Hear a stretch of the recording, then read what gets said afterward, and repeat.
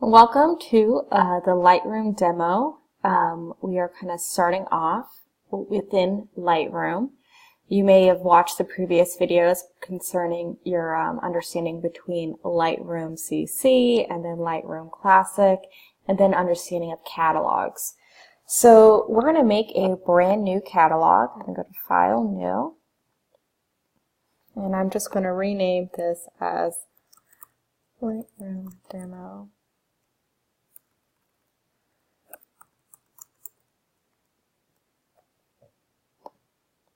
And it's going to actually close out and reopen for me. If it's the first time you've opened Lightroom, it may look a little different. So here we have a brand new catalog. Opened up, we have our sort of film strip here. We've got some edits we can do over here, and all of our panels and whatnot. So we're going to import. So you can click here or go to File, Import Photos and Videos. You can also do a tethered import based on, you can upload directly from your camera. And this will be your files. I'm using an external hard drive, so it wants to pull from there. And I'm just going to find out where my files are and do import. With using Lightroom, you can kind of skip the Adobe Bridge process, which I find very helpful. Bridge is great for organizing and editing and rating files, but you don't have to do that there. Here in the library module, you can kind of thumb through, see everything down here. You can get your metadata here. And you guys, if you're not shooting RAW, if your camera is not capable of shooting RAW, you can still use Adobe Lightroom. Some of these functions will not be available to you, so keep that in mind. You can do sort of group things. You can do your presets, which we'll talk about, white balance as a whole, all sorts of things. So I always like to work in the Develop tab because then it's kind of nice and big. And I can rearrange my panels to see how big. And you can kind of thumb through. And if I go to photo, I can set a flag, rating, or color label to kind of edit down my choices. Maybe there's an image that I like more than another. And I'm just kind of looking through my egg photos and I can kind of add adjustments as I go by. So I'll just start over here. So you can have your histogram here and all of your settings here. This is a lot like Adobe RAW. It uses Adobe RAW in Lightroom. A lot of people say Lightroom is a lot more powerful. Here you have your presets. These are like Instagram filters. But you can see it kind of changes the image. These are helpful to kind of do a batch process. There's creative ones to play around with. And then there's some other really fun ones. Some of them do things like vignetting, which is when the corners are darker. And you can even download a bunch of ones to play around with. This sort of really fun edits. I do want to keep in mind that we are not going to be using presets for this class. They're more of a style thing. We want to show that we can process correctly.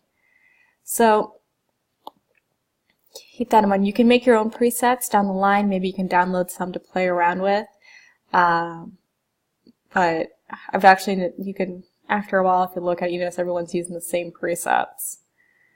If you notice here, all of these start off at 0, but the temp and the tint change based on the image. So that's something that we're going to play around with here.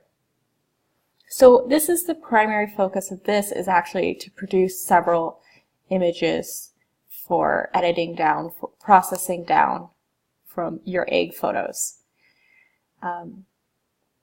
We're going to start off with white balance. So your eyedropper here picks on a target neutral, and this is why we shot white eggs. So if you click on it, it gives you a neutral. It says that's the white point, and all the adjustments are based on it.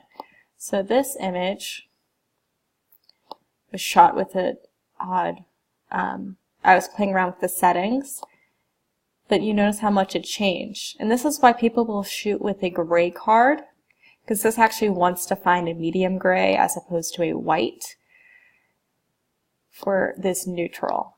And so that's why photographers will shoot with a gray card in their image, set that as their white balance preset, set it in a preset here, and then copy the settings throughout. And let's look at copying settings. I know we're kind of not that in depth with it, but we can click copy, click on an image, and paste settings over. This is really helpful if you shot a bunch of images, and then in one scene you've done a process you really like, and the next one, same settings. If you can just copy and paste and make the adjustments per image, it could really help. So you have your histogram here, and if you have your blacks, shadows, exposure, which would be your midtones, highlights, and shadows. And actually, you can see how this adjusts there. You can put your clippings on to really see your process. And you can kind of click and even move over to see where you can really adjust your settings. And I haven't even touched any of these knobs. The overall brightness. Maybe you want to get more shadows in there for depth, and I'm really just playing around with the shadows, exposure, whites, blacks, and right here. I'm actually not even touching my contrast. I usually don't like touching my contrast, but you can play around with that. Let's go to another image. Now with your white balance here, you can even play around with these. These are sort of your camera settings, and it will read the image, the raw image, my CR2, which is a raw image, and process it by adding those color shifts for the different types of temperature, that color light.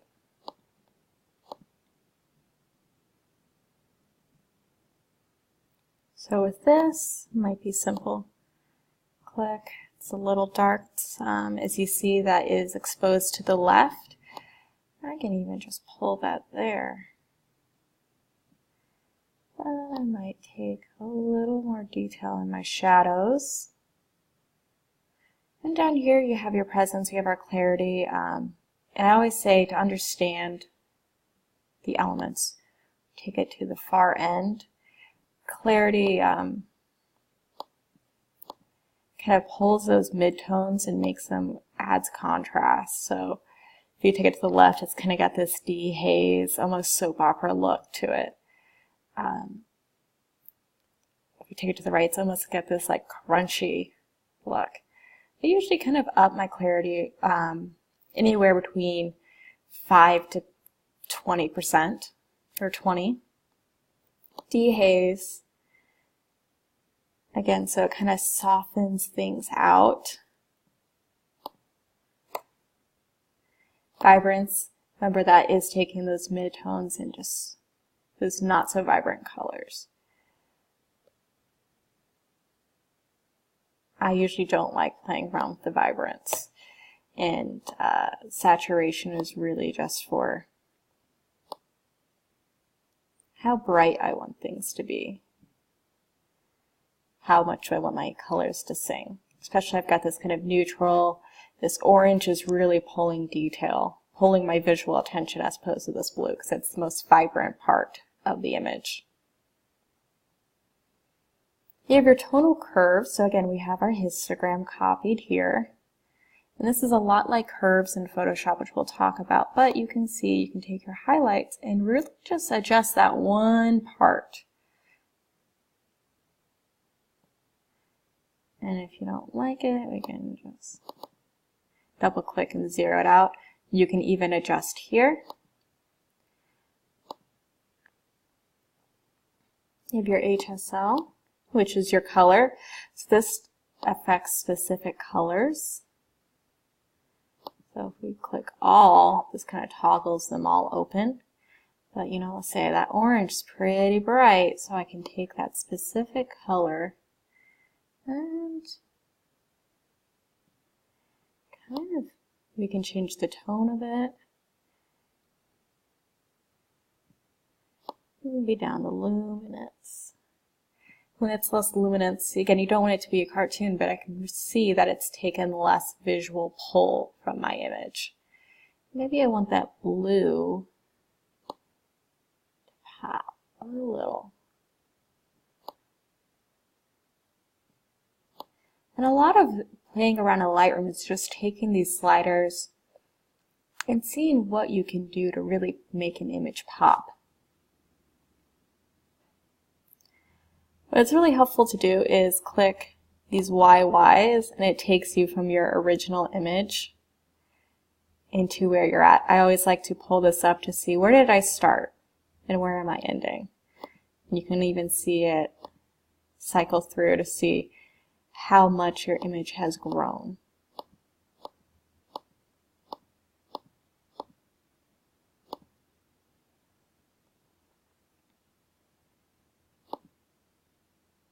Take an image like this. We have our shadows that are kind of blown.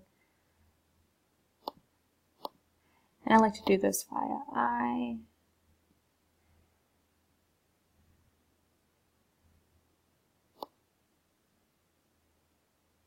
I don't want to push it too much.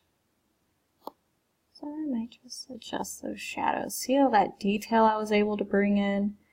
So there should be a little much. There's a little bit, that's okay. Maybe I want the highlights to sing a little.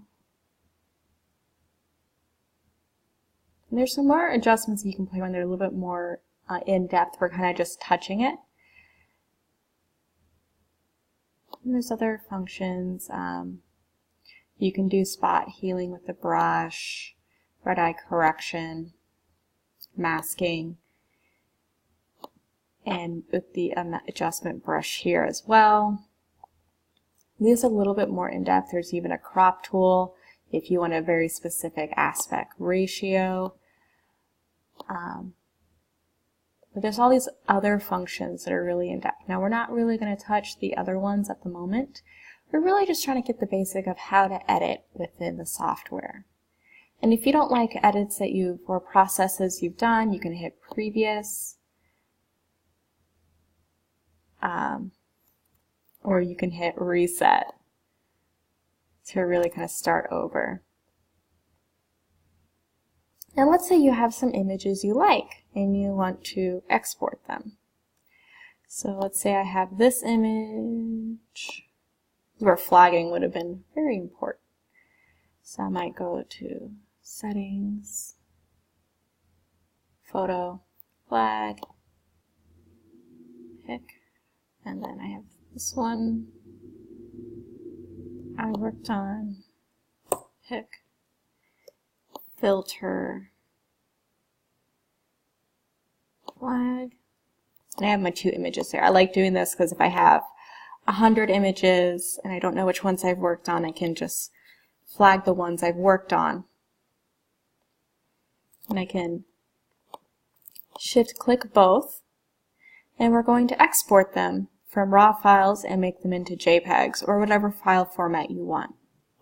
So once you have them selected, we're going to go to File, Export, and it says, hey, do you want to export them to a specific folder? So I will export them to where I want them to be. And I may make a new folder. And I always make a folder for things that I've processed, so everything can live there. And I will click Choose. And I can rename files to a specific file format here. I usually set that for the very end. And then the file format settings. So I typically work on everything in Photoshop after Lightroom. So I typically will save as a PSD, an sRGB color space, and a bit depth of 16 bits because I want it to be exported as the highest it can be. For this first assignment, you may just want to export as JPEG. And then sRGB is what I like to do. Take that quality to 100, and image sizing, since everything has to be 300, I just do that there. You can do a resize to fit if you need it to be a specific ratio of height and width and height. Let's make that one word. You can add metadata. You can add a watermark and post-processing there as well. But we're just not going to do that. So this will automatically work on making it 300, making it a JPEG for these processes. And in the folder that I want it, I will hit export. And here's your little box that has the timer for how it takes from your raw file into your new file. And once you have everything's exported, you've successfully played around in Lightroom. I'm going to post some other videos for you guys to explore what other elements Lightroom can have for you. People are very divided if they like Photoshop or Lightroom. Some of our processes may be Lightroom only for our demos, and some of our demos may be Photoshop only. So keep that in mind as you go forward. I want you to use both so you can get comfortable in the processes and have fun and really explore what both programs can give you. And I look forward to seeing your egg photos that are properly white balanced.